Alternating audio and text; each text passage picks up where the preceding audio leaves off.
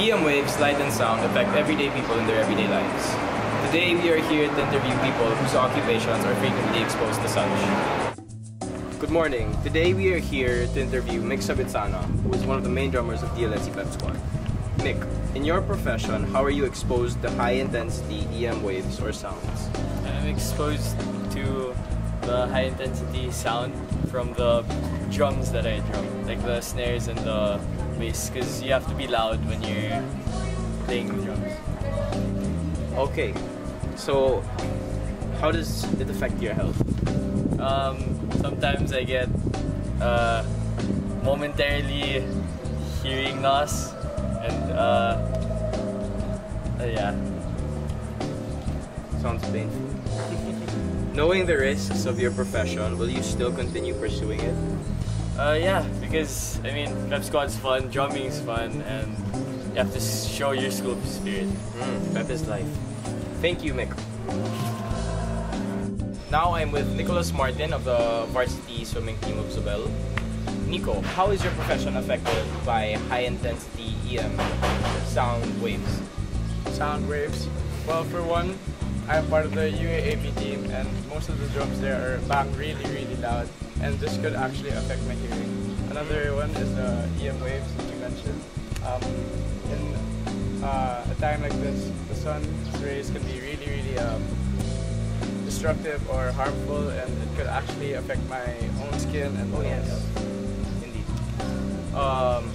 So I guess you already answered our second question. So on to our third. Knowing the risks of your sport, will you continue pursuing it? Yes, now knowing these risks, I actually love my sport, and I don't think I want to quit it. And the water actually keeps me cool and it keeps me calm whenever I swim, whenever I train. Swimming is life. Thank you. Thank you. So now I'm with John Way, an aspiring musician or a music enthusiast. So John, how is your profession affected by high-intensity EM waves or sounds? Well, as I'm basically a musician, you're usually exposed to lots of sounds, from any instrument basically. But in sound engineering, you mess around with lots of music production software, and then you also mess around with lots of frequencies, whether they be high or low, and then you also focus on equalizing the sounds, and the equalizing process can actually, sometimes it hurts, it can make your ear buzz sometimes, but yeah. So how does this affect your health? Well, most sound engineers or music producers or DJs in general, they listen to such high volumes of music, so usually they develop tinnitus or they start losing their hearing. Yeah, so those are the risks. You show me an example on your machine? Yeah, sure. I'll show you. So here's an example of just a random lead synthesizer, and I'll be messing around with the different frequencies in the equalizer. As you can see, if I tweak the different frequencies, sometimes they hurt, and it can be really painful to the ear.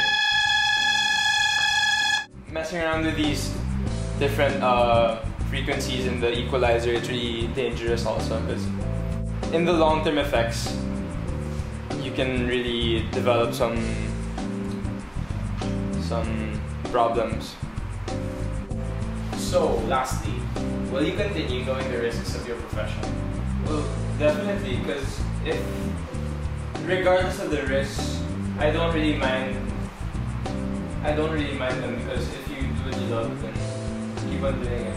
And I believe that you shouldn't let anything get in your way if you really love something. So regardless of the risks of those EM waves and sounds, I'll still pursue what I'm pursuing now.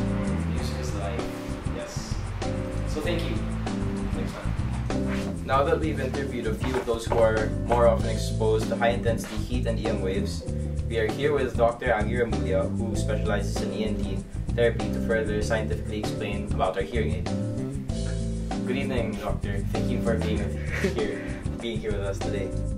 So, Doc, what beneficial and harmful effects do we get from being exposed to high-intensity sound, and when will the signs and symptoms manifest?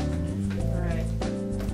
Well, we need to be exposed to sound to learn a lot of things. It's part of how we learn speech. But high intensity isn't necessarily the best way to have the sound exposure we require. The ear has a very good mechanism for converting sound waves into mechanical energy, which is then converted further into nerve signals. The ear has mechanisms to dampen sound. Let's say the sound is too loud, it will automatically dampen the movement of the eardrum so that the intensity is decreased. So it only has that because we can't have too much sound in the ears. Otherwise, the organs inside, the very delicate portions of the ears, start to get destroyed. Let's say you go to a concert and there's a lot of loud sounds there. When you get out of the concert, the first thing you feel is that, yes, you're kind of deaf, you don't hear as well as you did before the concert, and that is called a threshold shift, meaning your ear now reduces the amount of sound that enters your ears to protect it. Usually it's temporary, but if you stay too long in a loud environment, then it becomes permanent due to damage. If you do have permanent damage, usually aside from the decrease in hearing, you have some ringing in the ears, like a high-pitched buzz, something like that, and you hear it consistently. If it's due to loud noise exposure, the first frequencies, meaning the pitch that will start to go, will be the higher ones. So it will affect initially maybe the way you hear music. It will not be the same. You hear lower tones louder versus higher tones, which will now slowly become softer and softer. So that's how it works. It will start to destroy the higher sound, and then it will affect everything else as you continue to have that exposure to loud, intense volume. Question 2. What are your suggestions to prevent these harmful effects? And does your institution have a program to address these problems? So for your age group, usually the problem is loud sound exposure in terms of personal devices. If you like to listen to music, then you put earphones on and you put it at a loud sound. The sound should have a cap to it. Okay. In terms of safety, they have identified for factory workers that it has to be 90 decibels for 30 minutes only a day. And that is the safest that you can be exposed. Just keep in mind, don't keep loud music on for a long time.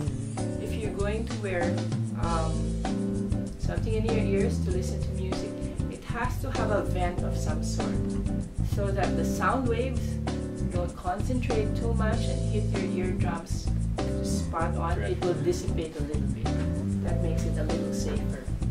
Now, for let's say for our institution, well, I work in a hospital, so what we do is mostly diagnosis and monitoring of individuals who have the problem already.